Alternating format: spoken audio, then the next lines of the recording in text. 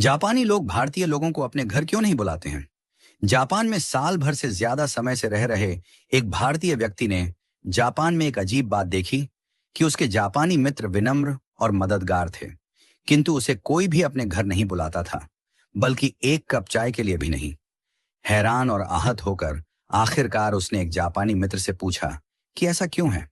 काफी देर तक चुप रहने के बाद उस दोस्त ने भारतीय व्यक्ति को जवाब दिया कि हमें भारतीय इतिहास पढ़ाया जाता है, किंतु प्रेरणा लेने के लिए नहीं, बल्कि एक चेतावनी के तौर पर। यह सुनकर उस भारतीय व्यक्ति ने हैरान होकर पूछा, क्या चेतावनी? भारतीय इतिहास चेतावनी के तौर पर पढ़ाया जाता है? प्लीज बताओ, ऐसा क्यों है? तब जापानी दोस्त ने उससे पूछा कि बताओ कितने अंग्रेजों ने भारत पर राज किया था? तब भारतीय व्यक्ति ने कहा, शायद लगभग 10,000। जापानी व्यक्ति ने गंभीरता से सिर हिलाया और पूछा, उस समय भारत में 30 करोड़ से ज्यादा भारतीय रहते थे, है ना? तो फिर तुम्हारे लोगों पर अत्याचार किसने किया? उन्हें कोड़े मारने, यातना देने और गोली मारने के आदेशों का पालन किसने किया था? फिर उसने जोर देकर पूछा कि जब जनरल डायर ने जलियांवाला बाग में गोली चलाने का आदेश दिया, तो ट्रिगर किसने दबाया था? क्या वे अंग्रेज सैनिक थे? नहीं, वे भारतीय थे। किसी ने भी जनरल डायर पर अपनी राइफल क्यों नहीं तानी? एक ने भी नहीं। फिर उसने कहा, तुम जिस गुलामी की बात करते हो ना, यही तुम्हारी असली गुलामी थी, शरीर की नहीं, आत्मा की। वह भारतीय व्यक्ति जड्डवत, मौन और शर्मिंदा खड़ा सुनता रहा। जापानी मित्र ने आगे कहा, चलो बताओ, मध्य एशिया से कितने मुगल आए थे? शायद कुछ हजार। और फिर भी उन्होंने सदियों तक तुम पर राज किया। मुगलों ने अपने संख्या बल से भारत में शासन नहीं किया, बल्कि तुम्हारे अपने लोगों ने सिर झुकाकर मुगलों को सलाम किया, अपने लोगों से द्रोह किया और मुगलों की वफादारी की, या तो जिंदा रहने के लिए या फिर चांदी के सिक्कों के लिए। तुम्हारे अपने ही लोगों ने अपना धर्म परिवर्तन कर लिया, अपनी बहन बेटी मुगलों से ब्याह दी।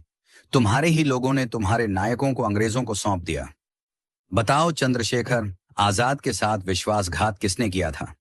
वे अल्फ्रेड पार्क में छुपे हैं। यह खबर अंग्रेजों को किसने दी थी? भगत सिंह को, उस समय के बड़े राजनेता जो अंग्रेजों से अपनी बातें मनवा सकते थे। उनकी अनुमति के बिना फांसी पर चढ़ाना आसान था क्या? जो कि खुद को देशभक्त कहते थे। तुम भारतीयों को विदेशी दुश्मनों की जरूरत नहीं है। तुम्हारे ही लोग सत्ता, पद और निजी लाभ के लिए बार बार तुम्हें धोखा देते हैं। इसलिए हम भारतीयों से दूरी बनाकर रखते हैं। जब अंग्रेज हांगकांग और सिंगापुर आए थे, तो एक भी स्थानीय व्यक्ति उनकी सेना में शामिल नहीं हुआ। लेकिन भारत में तुम सिर्फ दुश्मनों की सेना में ही शामिल नहीं हुए, बल्कि तुमने उनकी सेवा की, उनकी पूजा की, उन्हें खुश करने के लिए अपने ही लोगों को मार डाला। यही नहीं, तुम भारतीय तो आज भी नहीं बदले हो। तुमने इतिहास से कोई सबक नहीं लिया है।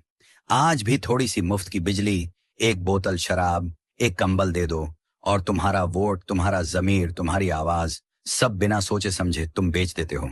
तुम्हारी वफादारी तुम्हारे देश के साथ नहीं, बल्कि तुम्हारे पेट के साथ है। तुम नारे लगाते हो, तुम विरोध प्रदर्शन करते हो, लेकिन जब देश को तुम्हारे बलिदान की जरूरत पड़ती है, तब तुम कहां होते हो? तुम्हारी पहली वफादारी अभी भी अपने घर, परिवार, पत्नी, बच्चों और धन संपत्ति के प्रति है। बाकी देश और धर्म जाएं भाड़ में।